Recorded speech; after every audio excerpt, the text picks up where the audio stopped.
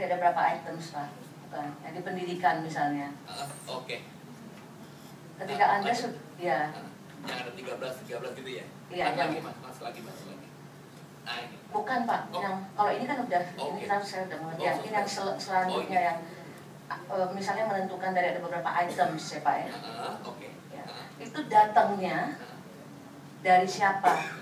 Sebab misalnya setiap unit itu punya pemikiran yang berbeda tentang misalnya evaluasi kurikulum atau apa tadi Pak? Apa tadi? Evaluasi kurikulum, terus kemudian bisa tidak ya kesepakatan itu Pak? Bukan yang ini. Lagi Pak? Ya, nih. Nah misalnya ini item saya kan di dalam train cukup banyak ya Pak ya. Misalnya ada satu menyatakan bahwa mendatangkan dosen tamu itu sangat penting untuk menaikkan kualitas atau macam-macam lah ya. Sementara ada yang mengatakan sampai misalnya kelupaan melakukan evaluasi diri sampai jatuh tempo akreditasi pun terabaikan karena menganggap itu tidak begitu penting. Di level mana ini Pak bahwa kita harus sepakat dengan item yang itu begitu banyak, unit itu mengusulkan kepada siapa?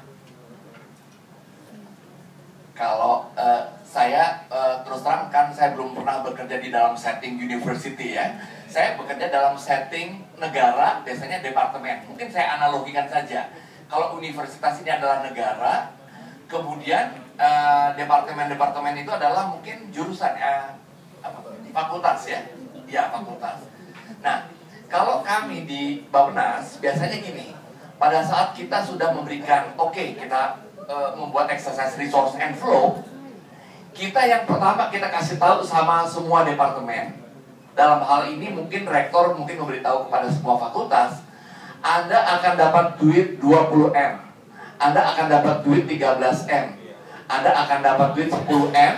Coba tolong susun lagi dengan dokumen yang tadi ada gitu. Nah jadi pada waktu kita di Bappenas kami itu angka-angka itu dikeluarkan oleh Menteri Keuangan dan Menteri Bappenas. Kita berikan gini, resource envelope kita adalah 300 triliun, PU akan mendapat misalnya nih 30 triliun, Diknas akan mendapat uang 60 triliun. Terus dikembalikan dulu itu, dikasih tahu lagi sama mereka. Jadi mereka memegang angka besarnya dulu, kemudian mereka pergi lagi ke dalam line items yang mereka pikir mereka akan coba fitkan di dalamnya, gitu.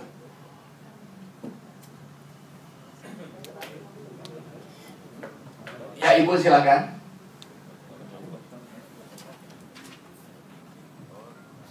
Assalamualaikum warahmatullahi wabarakatuh. Terima kasih Bapak, sudah semakin jelas. Cuma saya ingin tanya Pak, kebetulan kami ini ada di unit di bawah LP 2M, kemudian di bawah lagi LP 3M. Nah, line item itu kan tadi udah jelas ya Pak, ada pendidikan, ada segala macam. Nah, apakah kami juga berhak dari unit ini memberikan program kami yang seperti Bapak bilang itu, atau kami harus mengikut LP 3M-nya, activity apa? Itu yang ingin saya. Seperti di Bappenas itu seperti apa Pak? Kan misalnya PU itu kan ada, misalnya ada Bina Marga, ada segala macam gitu ya Pak ya. Apakah itu datang dari kita, atau datang dari atas, atau seperti apa? Atau adakah di nomenklatur dulu baru boleh? Misalnya ya Pak ya, sekarang ini kan, atau ada di Renstra dulu baru bisa dibikin ini, seperti apa? Terima kasih Bapak. Terima kasih. Yang saya perkenalkan, saya Rita Dalimunte dari Inkubator Bisnis Cikarus. Itu kalau mohon maaf Bu, saya tanya lagi, kalau lembaga itu di bawah fakultas nggak atau dia independen ya? Dia di bawah lembaga pengabdian masyarakat, tapi di bawah lagi lembaga pengabdian dan penelitian. Ya. Oke. Saya analogikan dulu apa yang terjadi di level nasional ya Bu ya. Kalau di nasional biasanya pada saat Presiden mencanangkan, untuk tahun besok di dalam sidang kabinet kita punya uang 300 triliun, diminta Menteri Bappenas sama Menteri Keuangan untuk coba duduk dulu dengan data yang masuk dari departemen, membuat alokasi per departemen. Jadi mungkin kalau di sini analoginya, mungkin nanti rektor akan membuat alokasi per fakultas, kalau misalnya lembaga itu dianggap entity tersendiri juga bisa. Misalnya fakultas plus satu entity tersendiri, bisa juga kayak begitu. Nah, setelah ini dapat, itu di SK-kan. Namanya surat edaran bersama Menteri Keuangan Menteri Bappenas disebarkan. Jadi di sini mungkin nanti Pak Rektor mungkin membuat surat kepada fakultas dan lembaga entity ini, hey guys, you will get 10 billion US rupiah. Dikasih tahu, Anda dapat 10, 12, 15 atau berapa. Coba nanti Anda elaborasi lagi angka itu untuk masukkan lagi ke kami. Jadi prosesnya bukan one way, Bu, iterasi. Jadi ada gininya, ada bolak-balik. Dan iterasi itu ya sebaiknya Pak nggak selalu harus formal. Jadi ada informal juga, mungkin jadi lebih cepat. Karena kalau formal kan harus rapat kayak gini, ngundang kan capek ya. Tapi kalau informal mungkin bisa email, bisa datang, bisa consult gitu-gitu. Dan itu terjadi. Dan di dalam proses perencanaan memang harus banyak interaksi. Jadi nggak bisa kita duduk di ruangan tertutup, yang lain udah kita assume terjadi sendiri, nggak bisa.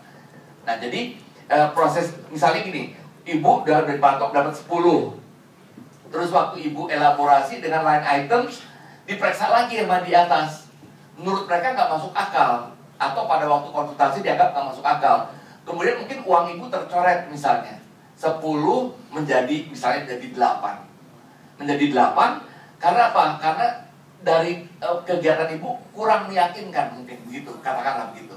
Nah angka 2 ini bisa juga nanti untuk sementara disimpan dulu sampai ibu datang dengan proposal yang lebih meyakinkan, atau finally angka 2 ini dikasih ke orang lain yang dianggap lebih meyakinkan programnya. Bisa begitu. Itu di awal ya Pak ya, udah langsung ya Pak nanti ya. Ya, terima kasih banyak. Ya, Bapak dulu ya Pak ya, nanti Bapak ya. Bapak baju biru. Terima kasih Pak. Kebetulan saya pembantu dekan 2 Fakultas Ilmu Budaya, sekarang Pak dulu Fakultas Sastra.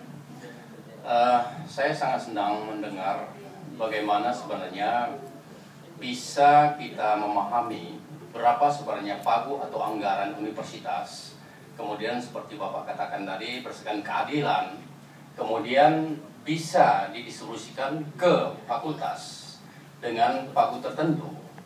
Nah, ini tentu bagaimanapun dari oleh untuk kita Pak.